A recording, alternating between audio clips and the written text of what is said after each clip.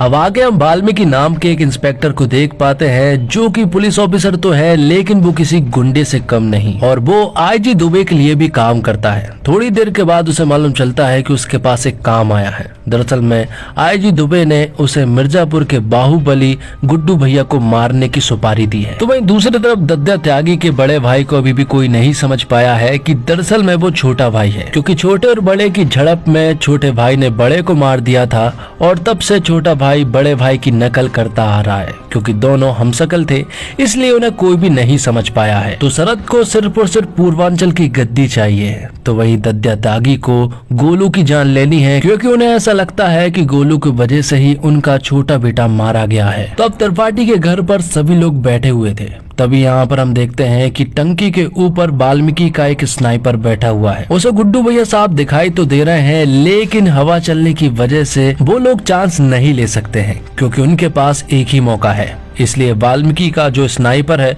वो उनके ऊपर नजर रखने लगता है। तो इन सभी राजनीतियों की वजह से गुड्डू भैया का बिजनेस ठीक से नहीं चल पा रहा था। ना तो कट्टे बन रहे थे और ना ही वो सप्लाई हो रहे थे। इसलिए यहाँ पर गुड्डू भैया कहते हैं कि उन्हें ओवर टाइम काम करना होगा और अपने बिजनेस को बढ़ाना होगा। तो वहाँ गोलू जो है वो कॉलेज जाकर अपनी फैक्ट्री में काम करने के लिए कुछ लड़कों को लेकर आ जाती है जो कि काफी होशियार है और वो फैक्ट्री में काफी अच्छे से काम भी कर सकते हैं। तब जाकर उनको कट्टों का कारोबार फिर से शुरू होता है और उनका बिजनेस जो है वो फिर से चल पड़ता है।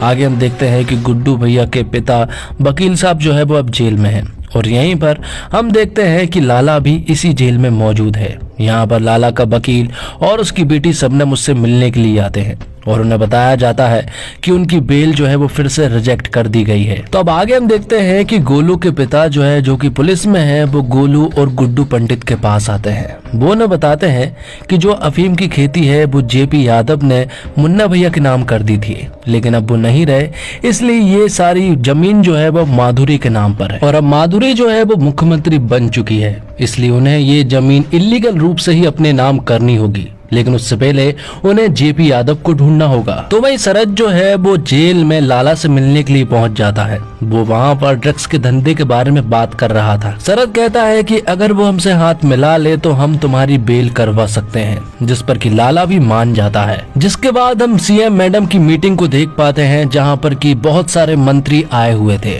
लेकिन वो सारे मंत्री जो है वो चीफ मिनिस्टर मतलब कि माधुरी भाभी से ठीक ढंग से बात नहीं करते हैं, जिससे कि माधुरी भाभी को मालूम चलता है कि इन सभी के पीछे बाहुबली का हाथ है, इसलिए ये लोग इतना उड़ रहे हैं। जिसके बाद हम आईजी सर मतलब कि दुबे जी को देख पाते हैं, जिसके पास वाल्मीकि का कॉल आता है। वाल्मीकि कहता है कि 3 दिनों से वो लोग गुड्डू भैया के घर के बाहर बैठे हुए हैं। वो घर से फैक्ट्री और फैक्ट्री से घर के अलावा कहीं नहीं जाता है, इसलिए उन्हें गुड्डू भैया को मारने का मौका ही नहीं मिल पा रहा है। तब वाल्मीकि यहाँ पर दुबे को अपने प्लान के बारे में बताता है। वो mister Purvanchal body building competition करवाना चाहता है और उसमें वो गुड्डू भैया को चीफ गेस्ट के रूप में बुलाना चाहता है और वहीं पर वो उसे मार देगा, जिस पर कि आईजी सर भी मान जाते हैं। तब कॉलेज के प्रोफेसर के रूप में गुड्डू भैया को बॉडी बिल्डिंग चैंपियनशिप के लिए न्योता भेजा जाता है, जहां पर कि गुड्डू भैया कहते हैं कि वो शायद ही आ पाएंगे और यहाँ पर गोलू भी यही कहती है कि उसे नहीं जाना चाहिए क्योंकि बाहर हवा ठीक नहीं है। लेकिन गुड्डू भैया को बॉडी बिल्डिंग चैंपियनशिप से बहुत प्यार है, इसलिए वो तो वहाँ पर जाकर ही रहेंगे। तो गोलू जो है वो कवि सम्मेलन के लिए निकल जाती है, जहाँ पर कि वो जेपी यादव के बारे में पता करने वाली थी और ये सब कुछ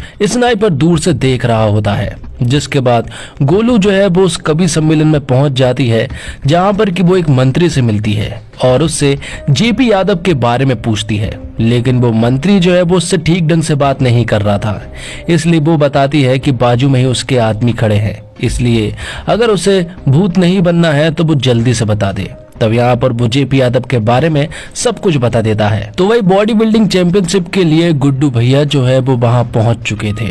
यहाँ पर जब तक गोलू नहीं आती तब तक उन्हें बाहर नहीं निकलना था, लेकिन गुड्डू भैया कहाँ मानने वाले थे, वो तो तुरंत ही अंदर घुस जाते हैं क्योंकि वो एक चीफ गेस्ट के रूप में है। यहाँ गोलू जो है वो कवि सम्मेलन से वापस लौट रही थी, तभी वो देखती है कि बहुत सारी चेकिंग वगैरह चल रही है। ये चेकिंग क्यों चल रही थी उसे नहीं मालूम है। तो वही वाल्मीकि यादव ने अपनी सारी प्लानिंग कर ली थी चीफ गेस्ट के रूप में। जब गुड्डू भैया ऊपर प्रतियोगिता के विनर को इनाम देंगे तभी वो गुड्डू भैया को मार देंगे। ये बात वो तुरंत ही आईजी सर को भी बताते हैं, और उन्हें बताते हैं कि गलती की कोई भी गुंजाइश नहीं है। यहाँ पर आईजी सर तुरंत ही माधुरी भाभी के पास कॉल करते हैं और उन्हें ये सारी बातें बताते हैं।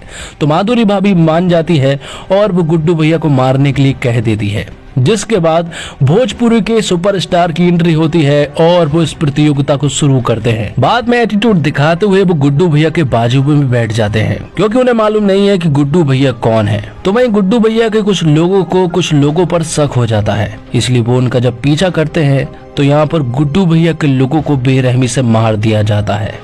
तो वहीं गोलू को मालूम चलता है कि पुलिस वाले को टिप मिली है कि यहाँ पर कुछ बुरा होने वाला है। गोलू तुरंत ही समझ जाती है कि क्या होने वाला है, इसलिए वो तुरंत ही बॉडी बिल्डिंग चैंपियनशिप के लिए निकलती है। और यहाँ गुड्डू भैया के लोगों को बुरी तरह से मारा जा रहा था, जिसके बाद गुड्डू भैया और भोजपुरी सुपरस्टार जब स्टेज पर जा रहे होते हैं तो यहाँ पर वो सुपरस्टार गुड्डू भैया से कहता है कि वो कौन है, जिस पर कि यहाँ पर एक आदमी के द्वारा जब सुपरस्टार को मालूम चलता है कि वो यहाँ के बाहुबली है, तो वो यहाँ पर गुड्डू भैया से माफी मांगता है।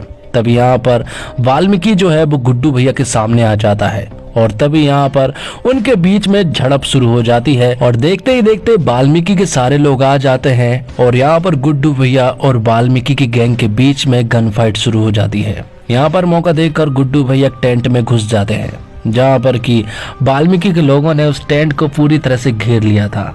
लेकिन जैसे जैसे वाल्मीकि के लोग अंदर जाते जा रहे थे, गुड्डू भैया उन्हें चुन चुन कर मारते जा रहे थे।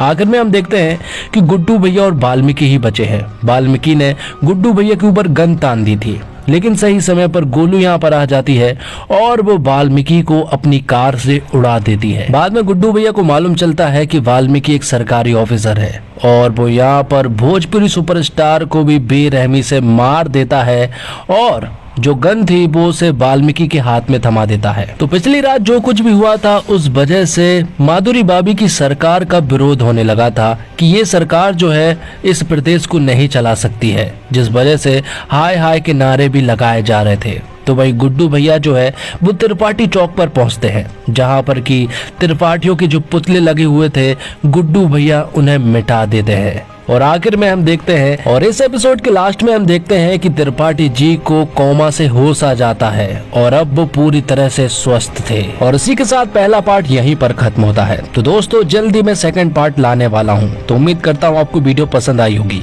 वीडियो पसंद आई हो तो वीडियो को लाइक जरूर कीजिएगा और इसी तरह की वीडियोस पाने के लिए आप हमारे चैनल को सब्सक्राइब भी कीजिएगा, ताकि आपको इसी तरह के लेटेस्ट और फ्रेश कंटेंट मिलते रहे। मिलते हैं अगले पार्ट में, तब तक के लिए आप हमारे चैनल के साथ बने रहिए। धन्यवाद। जय हिंद, जय भारत, जय श्री राम।